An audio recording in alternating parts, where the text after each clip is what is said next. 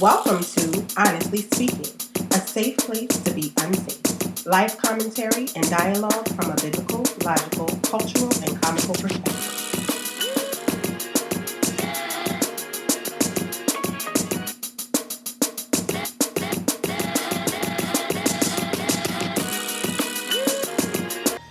Hey, what up, everybody? It's your girl, Honestly Speaking, as per usual. How are you doing? Me and my friends, we talk about recent topics and we kind of break them down and talk about them real quick. In this next quick minute to spin it, we're going to talk about the recent rise in violence against Asian Americans. Now, for some people, they might be like, well, this isn't that deep, but it is. And it's something that we need to talk about. And it weighed on our sister Christel's heart. And hopefully, after watching it and the quick response that was given to it, you'll understand why it's important and you'll have more empathy to individuals who may not be in your same situation, but are also struggling. Let's get into this minute to spin it. We're going to have Christel talk. Her quick take is going to be about the violence against Asian folks. I'll share my screen again. I got a quick video that I'm going to share. There is news tonight about the growing incidence of racist and violent attacks against Asian Americans in this country. More than 2,800 reports since the pandemic began. The community in Oakland, California, showing its frustration after several recent attacks. Here's ABC's Zoreen Shah. Tonight in Oakland, California, growing calls for police to help stop attacks against Asian Americans. 2 days and they still haven't responded to us yet? It comes after several brazen assaults. In Oakland, 2 men knocking down a 70-year-old woman and robbing her. Her granddaughter saying she was injured. She's traumatized. She did get really bad bruises. And in this Chinatown shop, a man hovering behind a customer, snatching their wallet when they tried to pay. Advocates say they're tracking a disturbing trend, over 2,800 accounts of anti-Asian hate nationwide from the start of the pandemic through December. Oakland's new police chief telling ABC he is committed to sending more officers into Asian American neighborhoods. When we have communities that are non-English speaking, that sometimes we have to actually assign people who can communicate with this community. We understand that they have fears of reporting crime.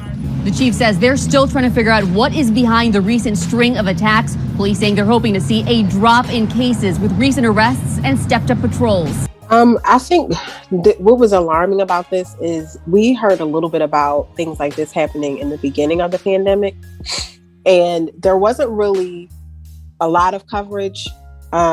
You heard about situations with children in school being teased and mistreated, but that is escalated to this degree is, in my opinion, just a reflection of the fact that as a nation, we don't really do our best to speak out or come up against hate.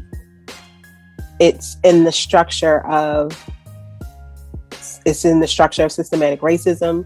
It's in the structure of gender inequality with pay. It's in everything that happens as we make decisions politically, professionally, and as the church. We don't do a good enough job of speaking out against hate of all forms. And I think that, we talk a lot about race issues as far as Black and white.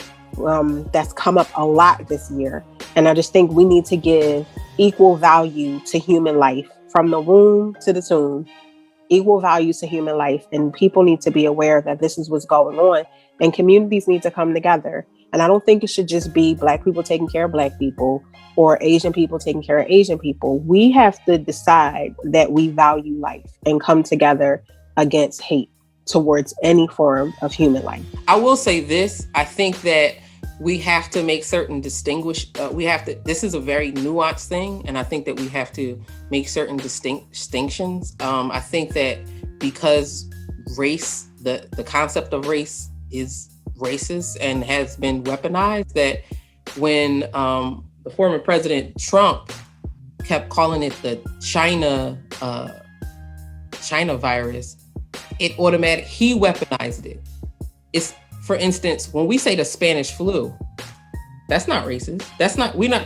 But the moment he said all was okay with the naming it the Wuhan virus, and the moment he said it, because of the undertones, the undercurrents of what he was trying to imply, is the moment he weaponized it. You understand what I'm saying? So we still to this day, we still say Spanish flu, and we don't feel like, oh, we can't call it Spanish. No, it's what it was. And people had no problem with saying Wuhan. I know Asians was like Wuhan, because that's where it came from. But the moment he made it about a people and not an origin of the place, that's when it became weaponized. And I think we have to understand the nuance in that. And that I'm sure as a result of that, people then turn their focus onto Asian folk. So I think we have to, I just think that that's a good thing we have to speak on. Really quick, nobody has anything else they wanted to say about that? All right. Dante, do you have a quick take? No. I mean, I do. Oh, you don't have one, good? Because I think I might have, something for you. I might have something. I'm just saying. Hold up. I don't know if you all will be able to see. You're funny. I'm about to share, but hopefully it's something I'm versed in. I got a bit of a quick take. Can you see this? Oh boy. Can you see this? I'm just saying, a quick take. You know what I mean? Like, we gotta, you know what I mean? I'm right. You to give a quick take on this book that I happen to stumble across. I have a hard copy and I got the Kindle Virgin. I'm just saying. That's right. Yeah. That's what's up. All right, fine. We'll do it. Quick take, Narrow-Minded, a 31-day challenge for radical living. My first book, it was a tester book, to be completely honest. This is a little inside edition. It's a 31-day challenge with the quotes in there are fire because they're quotes that hit to the heart. There are excerpts about the quotes with scriptures at the top. And then there are 2 questions that are very introspective and a challenge with the actual content for the day. And it's ended with a prayer. Just an inside edition real quick. Narrow-minded is intended to be offensive. It's not intended to be nice. These are quotes that I wrote over the years for myself, and they applied to me, and I expounded upon them for others. But it's just to give us a different perspective that if you do believe in Jesus, that what if Jesus is not this cuddly, sweet, tolerant God figure or God himself who allows everything to just go whimsically? What if he's someone different? And so that's what Narrow-Minded challenges us to think differently. And so if you're into a challenge, not a devotional, it's a challenge. If you're into a challenge, pick up the book. Appreciate the support. And that's all I want to say. And what you got on a nice shirt? What's that shirt? Hey, so this is one of the new pieces from my line, Truth Reigns Clothing. And so real quick on the shirt, this was actually an idea by my cousin. It says, "In the beginning," and Africa is here. And so this is, I have a clothing line called Truth Reigns Clothing. In the beginning is actually, obviously the beginning of the Bible. It says in the beginning. And one of the things we wanted to do with this shirt is give a dual concept of have people think about where did humanity begin? People talk through Africa being the beginning of humanity, but then also having the Bible verse of in the beginning, and then having just the origin story of how Africa has birthed so many great things, resources, people. And so all of that wrapped in one. And on the back of the shirt, it says, "We still here." And so this is it's kind of I make clothes for bold, Black, and biblical people. I don't make clothes for everybody. I make clothes that I want to wear.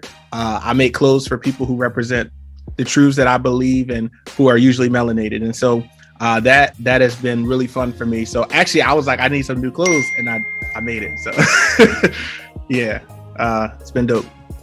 Wait. You already know what to do. Like, subscribe, and share. Like, subscribe, and share. Peace.